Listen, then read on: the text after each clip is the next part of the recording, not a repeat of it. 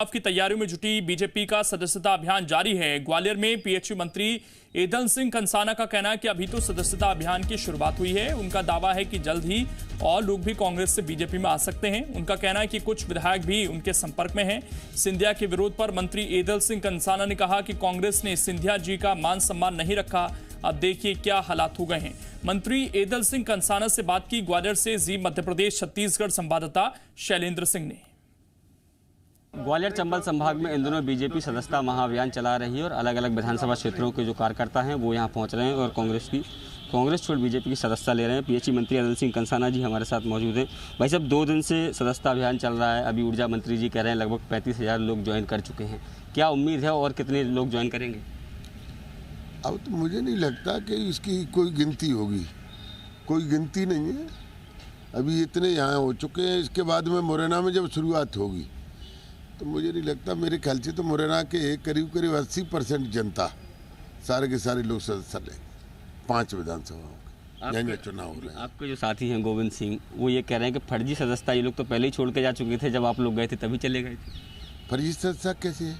सदस्यता तो आई ली है, फर्जी क्या होती है?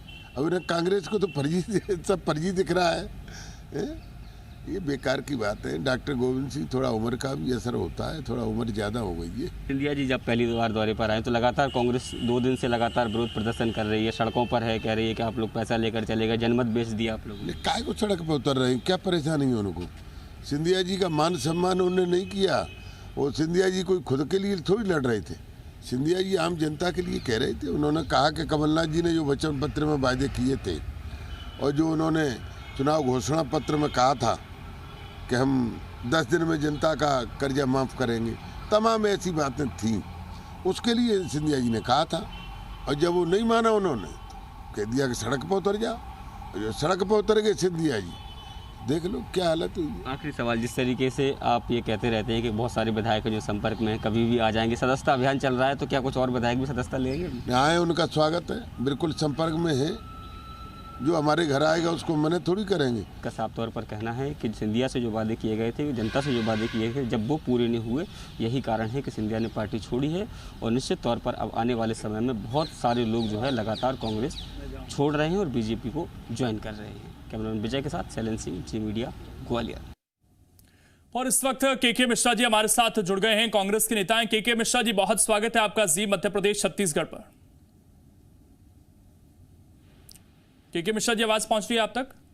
जी लोकेंद्र जी, सुन पा रहा हूं आपको मैं, और आपको धन्यवाद देना चाहूंगा।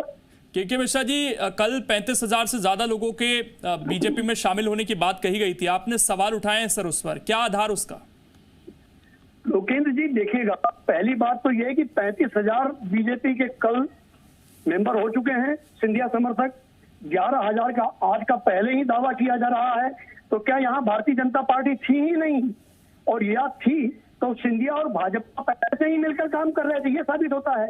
और 45-60 हजार यदि सिंधिया जी के समर्थक ही संचल में हैं, तो वो खुद 1 लाख से हार क्यों गए गुना से चुनाव? ठीक, आप बने रहिए सर। मंत्री भूपेंद्र सिंह जी भी इस वक्त हमारे साथ जुड़ गए हैं। भूपेंद्र सिंह जी, आपका भी बहुत स्वागत है जी मध्य प्रदेश छत्तीसगढ़ पर। सर, एक तरफ आपका जो आंकड़ा है बढ़ता जा रहा है सदस्यता अभियान में, आज भी वो 3रा दिन चल रहा है, लेकिन केके मिश्रा साहब कह रहे हैं कि ये तो गलत आंकड़े पेश कर रहे हैं। ये कुछ लोग तो पहले ही आ चुके थे पार्टी में, जब कुछ विधायक आए, ये सब चीजें फर्जीवाड़ा आप लोग कर रहे हैं। देखिए, पूरा जो ग्वालियर चंबल डिवीजन पर पिछले लंबे समय से, प्रारंभ से ही हमेशा कांग्रेस की लीडरशिप सिंधिया परिवार के पास रही है जी। इसके अलावा वहाँ कोई बड़ा नेता नहीं था, और इसलिए जो भी कांग्रेस में लोग थे वो सब सिंधिया जी के समर्थक थे, सिंधिया जी से जुड़े हुए लोग थे। और इसलिए सिंधिया जी ने कांग्रेस पार्टी छोड़ी तो वो सारे लोग भी कांग्रेस पार्टी छोड़कर भारतीय जनता पार्टी में सम्मिलित हुए हैं। और स्वाभाविक रूप से जब आप इससे अनुमान लगा तो जब 22 विधायक कांग्रेस के हैं तो सिंधिया जी के समर्थक से तभी तो इतने विधायक आए होंगे। और अगर एक विधायक के साथ 2-5 हजार लोग भी होंगे तो 22 विधायकों के साथ अगर हम संख्या जोड़ें तो वो संख्या तो 1 लाख से ऊपर पहुंचती है।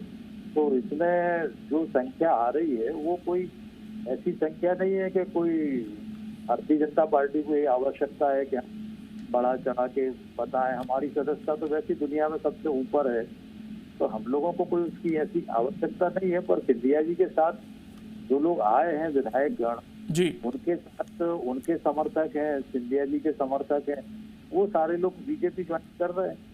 ठीक। भूपेंद्र सिंह जी, के मिश्रा जी हमारे साथ, हमारे सहयोगी संदीप भी जुड़े हुए हैं। संदीप सवाल करना चाहते हैं आपसे। संदीप, आप अपना सवाल कर सकते हैं।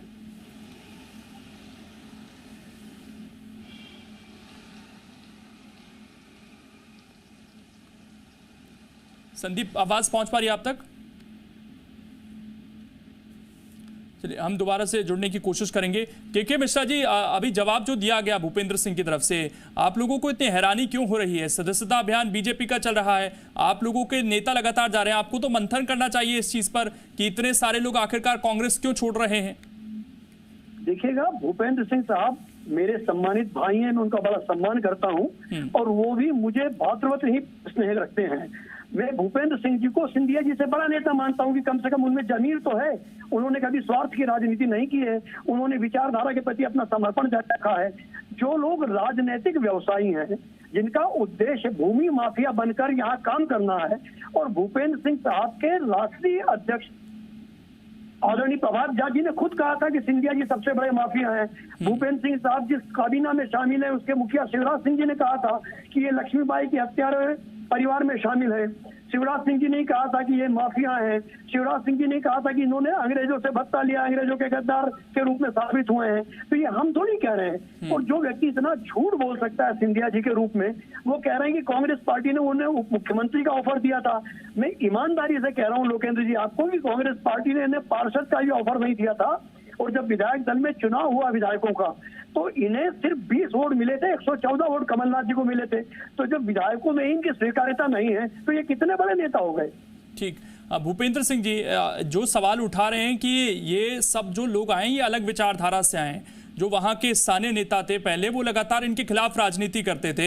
ऐसे में जो नए लोग आ रहे हैं, क्या जो बीजेपी के कार्यकर्ता हैं उनके साथ इनका समन्वय बैठ पाएगा? इसके अलावा जयभान सिंह पवैया का भी आज एक ट्वीट आया, उसके भी अलग मतलब निकाले जा रहे हैं। ऐसा प्रतीत हो रहा है कि वहां की जो आपकी लोकल लीडरशिप है वो नाराज ना हो जाए इस चक्कर में। देखिए, आज कांग्रेस पार्टी सिंधिया जी के बारे में तमाम तरह की बातें कर रही है। आदरणीय मिश्रा जी मेरे बड़े भाई हैं और इसलिए वो उनका धर्म है जो वो उनको बोलना। परंतु मैं कांग्रेस पार्टी से पूछना चाहता कि अगर सिंधिया जी में इतनी कमियां थी, तो सिंधिया जी को पिछले 2 चुनाव से लगातार इन्होंने प्रदेश में चुनाव का नेतृत्व संभाला, चुनाव अभियान समिति के प्रमुख थे वो, उनके चेहरे पर कांग्रेस ने चुनाव लड़ा। तो अगर सिंधिया जी इतने पीछे थे, तो तब ये सारी बातें क्यों नहीं? आज सिंधिया जी भारतीय जनता पार्टी में है, तो इसलिए ये सारी बातें आती हैं। तो राजनीति में तो जैसा मुख्यमंत्री जी ने कहा कि कई लोगों ने कांग्रेस छोड़ी, स्वर्गीय श्रीमती इंदिरा गांधी कांग्रेस छोड़ी, बाकी लोगों ने कांग्रेस छोड़ी। तो ये राज्य की परिस्थितियों पर निर्भर करता है। और सिंधिया जी ने बड़े स्पष्ट रूप से कहा कि हमने जनता से जो वादा किया, हमने किसान से कर्ज माफी का वादा किया था, हमने नौजवानों से बेरोजगारी भत्ते का वादा किया था, समाज के अन्य वर्गों से हमने तरह तरह के वादे किए थे।